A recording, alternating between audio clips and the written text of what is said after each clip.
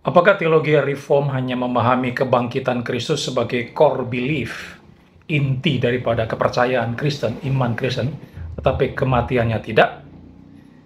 Nah, ini merupakan analisis sederhana terhadap teks di dalam 1 Korintus 15 ayat 3 sampai yang ke-17. Ya, saudara, bukan rahasia umum lagi karena beberapa hari ini ada diskusi terkait dengan kebangkitan Yesus Kristus, dan ada seorang hamba Tuhan, pendeta, yang mengeluarkan statement yang menimbulkan polemik di antara jemaat. Nah, saya tidak perlu lagi menyembunyikan siapa hamba Tuhan tersebut, walaupun sebetulnya niat saya itu sejak awal tidak mau membuat perseteruan dengan hamba Tuhan itu. Bahkan saya tidak mau menyebutkan namanya beliau. Saya memberikan komentar atau tanggapan dengan tidak menyebutkan nama dan fokus kepada argumen. Tapi karena banyak netizen yang muncul, ya, orang-orang yang pro terhadap beliau, kemudian mereka kemudian men-tag pendeta tersebut di dalam medsos saya, sehingga terjadilah perdebatan seputar pernyataan daripada pendeta tersebut. Dan saya sekali lagi tidak akan menutupi siapa beliau karena sudah menjadi konsumsi umum di publik, di medsos. Nah, itu adalah Bapak Pendeta David Tong, ya. Dia mengeluarkan dua pernyataan, yaitu yang pertama dia mengatakan kebangkitan Kristus bukan kematiannya yang menjaminkan hidup kekal bagi kita. Dan ketika ada orang yang mengkritisi pandangan Pak Tong terhadap kebangkitan Kristus, yang mengatakan, oh tidak Pak, itu merupakan satu paket dan tidak bisa dipisahkan. Pak Tong memang mengatakan itu satu paket, tapi dia melanjutkan dengan kalimat seperti ini. Walaupun kebangkitan mengasumsikan kematian, kematian tidak harus disusul oleh kebangkitan. Oleh karena itu, Paulus tidak mengatakan inti iman kita pada kematian Kristus, tapi pada kebangkitannya. Lalu mengutip 1 Korintus 15 ayat 12 dan 17. Nah, saudara mesti lihat bahwa kalimat DT ini, ya, saya mengganti kata Pendeta David Tong dengan DT. Ini adalah merupakan satu kesatuan. Saudara tidak bisa memisahkannya. Ketika tadi, ya, saya katakan ada yang memprotes bahwa itu adalah satu paket. Sekali lagi Pak DT mengakui ya satu paket, namun mengeluarkan pernyataan bahwa Paulus mengatakan inti iman kita itu pada kebangkitan, bukan pada kematian, dan mengutip 1 Korintus 15 ayat 12 dan 17. Jadi ada kata bukan dan tidak di antara dua kata yang penting, yaitu kematian dan kebangkitan Yesus Kristus. Nah, ini yang menjadi persoalan dan menjadi masalahnya. DT jelas memisahkan atau mengkontraskan keduanya. Yang satu menjamin keselamatan, tetapi yang lain tidak menjamin keselamatan. Yang satu merupakan inti dasar iman Kristen, tapi yang lain bukan inti dasar iman di dalam kekristenan. Ini yang tidak bisa saya terima. Jikalau DT hanya mengatakan kebangkitan Kristus yang menjaminkan hidup kekal bagi kita, atau bahwa Paulus mengatakan inti iman kita adalah kebangkitan Kristus, itu saya kira bisa diterima. Karena pernyataan itu tidak mengasumsikan atau tidak mengharuskan seseorang memahami bahwa DT menolak kematian Kristus sebagai suatu hal yang penting, atau DT menolak kematian Kristus itu jaminan keselamatan, bukan inti iman Kristen. Tapi karena DT sudah melakukan komparasi atau mengkontraskan di antara keduanya, maka saya menilai ini ada sebuah bahaya di dalam pernyataan DT tersebut. Nah, memang ada pernyataan DT beberapa tahun yang lalu, dan dia mengatakan bahwa kematian Yesus itu sangat penting bagi keselamatan kita. Tapi dia tetap memperbandingkan antara kematian dan kebangkitan. Bagi dia kebangkitan itu adalah inti iman, bukan kepada kematian. Nah, ini masalahnya. Jadi walaupun kematian itu sangat penting, tapi ternyata tidak lebih penting daripada kebangkitan yang merupakan inti iman, pengharapan. Karena sudah menyentuh doktrin yang fundamental dalam iman Kristen, sehingga saya memandang perlu untuk sekali lagi memberikan tanggapan lebih lanjut setelah pernyataan tanggapan saya yang pertama itu. Nah, saya akan menjawab secara lebih detail lagi dengan memberikan analisis sederhana terhadap 1 Korintus 15 ayat 3 sampai 17 yang juga digunakan DT untuk mendukung posisinya. Saya tidak berani mengatakan eksposisi atau eksegesis karena saya punya kemampuan yang jauh di bawah itu. Saya hanya mengatakan ini adalah analisis sederhana dari saya. Saya menggunakan beberapa buku, di antaranya buku daripada Robert A. Peterson, keselamatan dikerjakan oleh Sang Anak, lalu Alkitab dan Akhir Zaman tulisan daripada Anthony Hoekema, Kristologinya Berkhof, termasuk buku dari James Boyce, lalu beberapa komentari yang saya gunakan seperti Wycliffe Bible Commentary, dan termasuk komentar daripada John Calvin itu sendiri. Nah, jawaban saya seperti ini. Saya menilai pendapat seperti itu tidak tepat, pendapat Pak David Tong itu ya, karena tidak didukung oleh data teks suci yang diangkat sendiri.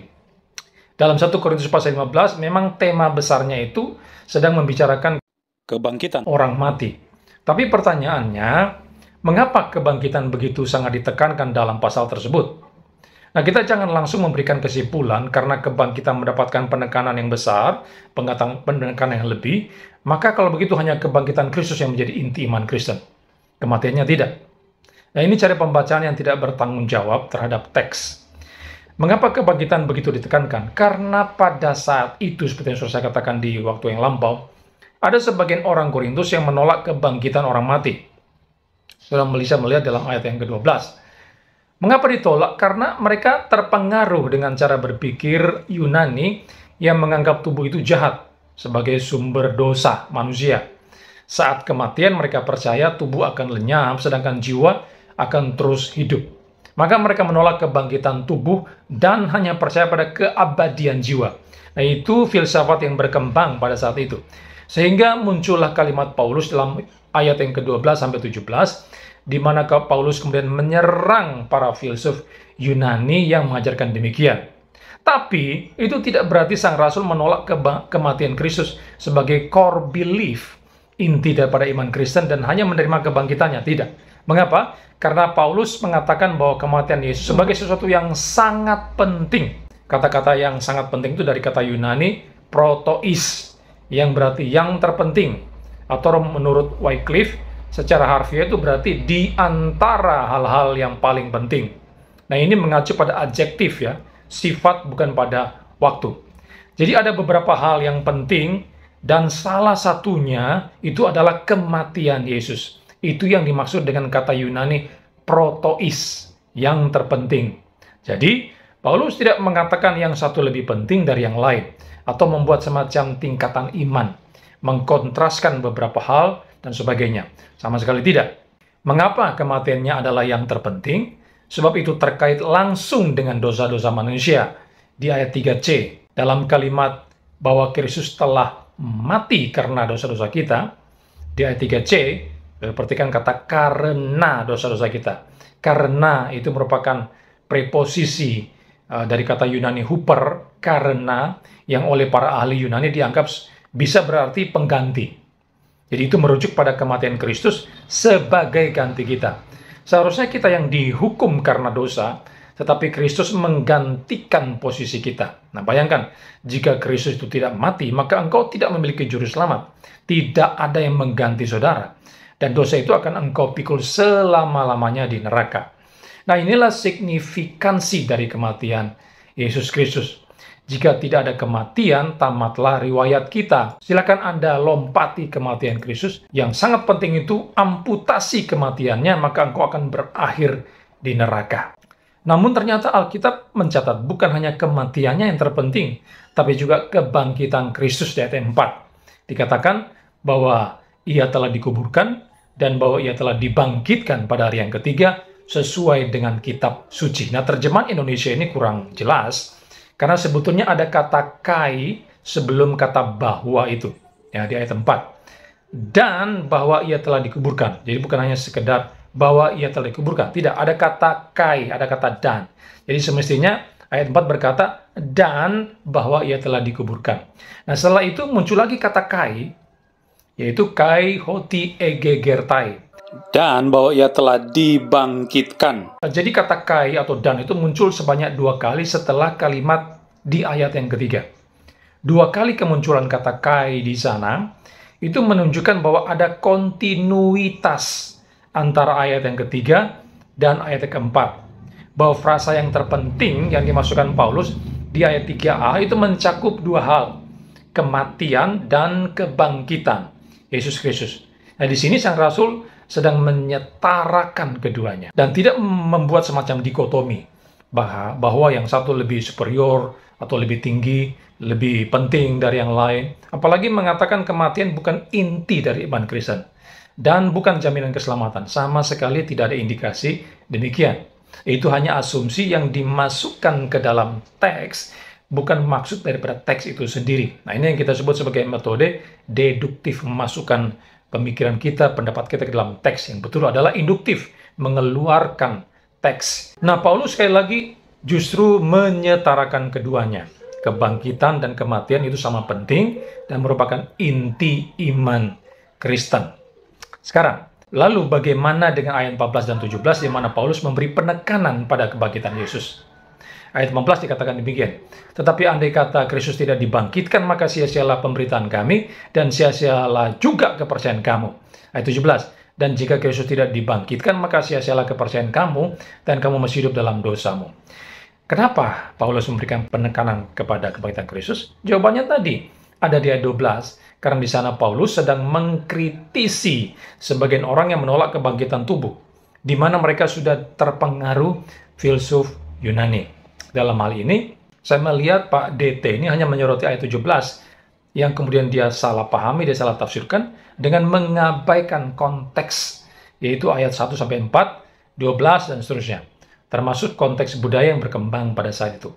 Padahal, kalau sudah memperhatikan surat Paulus, di bagian awal, Paulus sudah mengingatkan ya kepada jemaat Korintus tentang signifikansi pentingnya daripada Injil yang berisi dua hal, kematian dan kebangkitan Kristus. Lalu Paulus mengatakan, oleh Injil itu kamu diselamatkan. Ayat yang kedua. Maksudnya, oleh kematian dan kebangkitan itu kamu diselamatkan. Maka, keselamatan itu mencakup baik kematian maupun kebangkitan daripada Yesus Kristus. Dua hal ini harus menjadi satu paket yang utuh dan tidak bisa dipisahkan. Maka mereka yang hanya menjadikan kebangkitan sebagai core belief, sebagai inti iman Kristen, sebagai sumber keselamatan, lalu mengesampingkan kematiannya, apakah bisa diselamatkan? Nah sekarang, apakah teologi reform itu hanya memahami kebangkitan Kristus sebagai inti iman Kristen dan menjamin keselamatan, tapi bukan pada kematiannya? Sekali lagi ya, Pak David Tong mendasari premisnya itu kepada 1 Korintus 15 ayat yang ke-12 dan 17. Dan saya akan fokus pada teks itu ya. Apakah benar reform hanya memahami inti iman Kristen atau keselamatan hanya didasari pada kebangkitan dan bukan pada kematian? Menurut saya tidak. Ada banyak sekali teolog reform yang memeluk erat kedua karya keselamatan itu. Bukan hanya Calvin, tapi juga Berkhof, lalu ada James Boyce, bahkan Robert A. Peterson sendiri menuliskan 9 tindakan keselamatan yang dikerjakan Kristus, mulai dari inkarnasi, kehidupan tanpa dosa, kematian, kebangkitan, kenaikan, kedudukan, Pentakosta, syafaat, dan kedatangan kali kedua.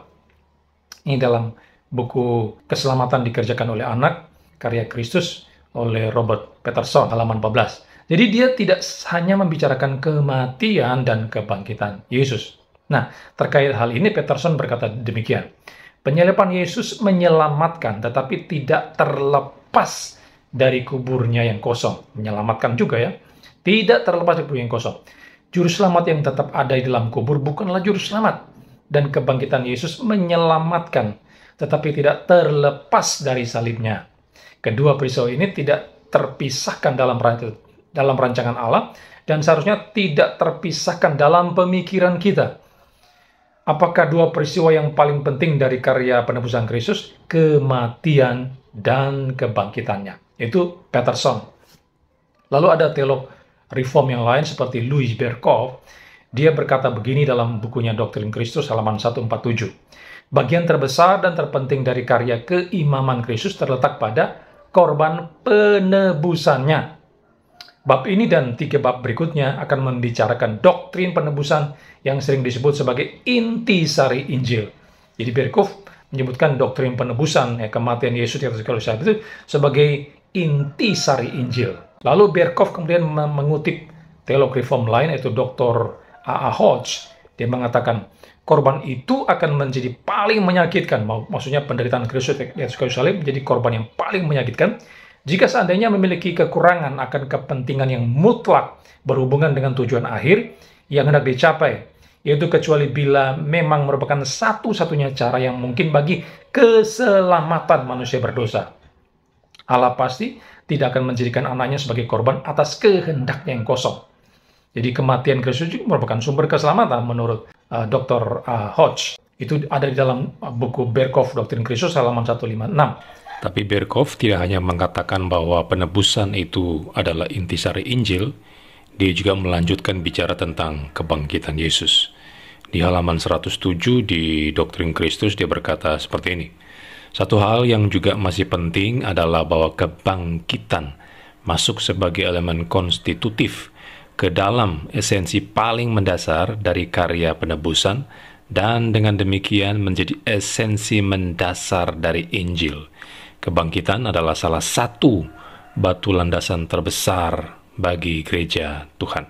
Jadi kita melihat Berkhof pun bukan hanya menekankan satu sisi, dia bicara tentang kematian, tapi juga kebangkitan sebagai inti daripada Injil, bagian yang fundamental dalam iman Kristen.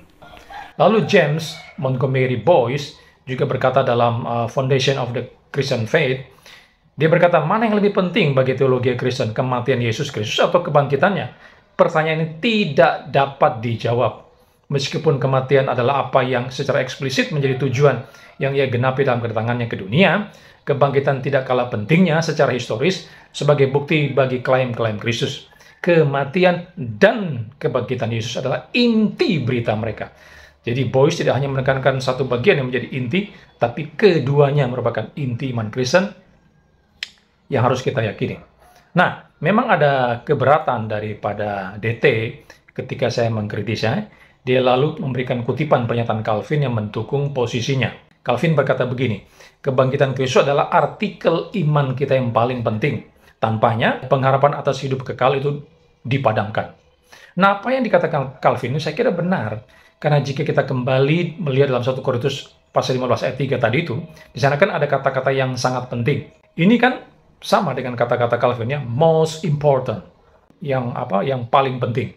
Tapi sudah dijelaskan tadi bahwa secara harfiah kata yang terpenting tadi itu ya, itu berarti di antara hal-hal yang penting.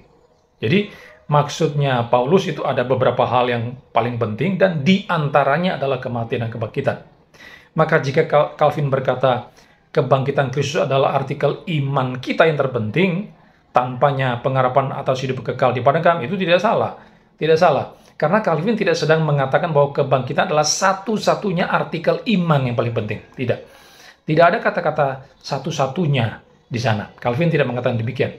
Dan dia tidak sedang mengkontraskan antara kematian Yesus dengan kebangkitan Yesus, sama sekali tidak. Calvin benar dalam hal ini.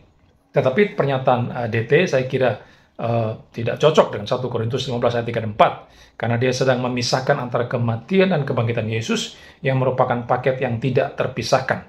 Yang menjadi inti iman Kristen dan sumber keselamatan. Yang pertama. Yang kedua, kita harus memahami kalimat Calvin itu berdasarkan keseluruhan tulisan Calvin yang lain.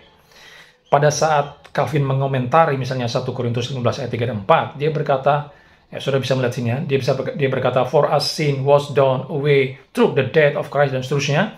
Kemudian when, however the scripture in other place makes mention only of his death, let us understand that in those cases his resurrection is included in his death. Jadi Calvin memang memberikan keunikan masing-masing antara kematian dan kebangkitan Kristus. Dia mengatakan kematian itu menghapus dosa dan kebenaran itu melalui kebangkitannya. Namun, dia tidak sedang memisahkan keduanya. Penyebutan secara terpisah itu hanya bersifat sinekdok. Sinekdok itu adalah majas atau gaya bahasa yang menyebutkan sebagian untuk seluruh bagian atau menjelaskan sebagian mewakili keseluruhannya. Jadi saat kitab suci menyebut kematiannya, maka kebangkitan termasuk di dalamnya. Sebaliknya, saat kitab suci menyebut kebangkitannya, kematiannya termasuk di dalamnya. Itu yang dimaksudkan oleh Calvin. Itu merupakan majas gaya bahasa synekdok. Dan Calvin menyebutkan keduanya itu adalah dasar keselamatan kita. Ya, dan ini bersesuaian dengan tulisan Calvin lain dalam Institutes 2:16-13 ya. Anda bisa melihat di sini itu. Nah, sekarang pertanyaan pentingnya adalah bagaimana seandainya jika para teolog reform hanya menekankan kebangkitan dan menomorduakan kematiannya? Jawaban saya tidak peduli dengan para teolog tersebut. Walaupun saya seorang reform, tapi jika ada teolog reform yang mengatakan inti iman Kristen hanya pada kebangkitan, bukan pada kematian Yesus berdasarkan 1 Korintus 15 ayat 12 dan 17, saya akan lawan dia. Ya. Saya lebih percaya kepada kitab suci ketimbang teolog semacam demikian. Ya. Tapi tadi saya sudah buktikan teolog-teolog reform ternyata menekankan dua aspek itu, baik kematian maupun kebangkitan Kristus. Nah, apakah inti iman Kristen hanya pada kebangkitan? Saya menjawab tidak. Paulus menjawab tidak. Paulus mengatakan yang terpenting adalah minimal dua. Menurut 1 Korintus 15 ayat 3 dan 4 dan seterusnya. Itu pertama, pada kematian, dan kedua, kebangkitan Yesus. Itu yang menjadi inti iman Kristen, yang menjadi dasar keselamatan kita. Saudara menolak salah satu itu, saudara menolak keselamatan diri sendiri. Yang benar adalah terima keduanya, ya, supaya engkau bisa hidup kekal bersama Allah di surga. Iya, memang ada status terbaru dari Bapak Pendeta David Tong yang menjelaskan bahwa keselamatan itu sama dengan pengampunan dosa plus jaminan hidup yang kekal. Silakan.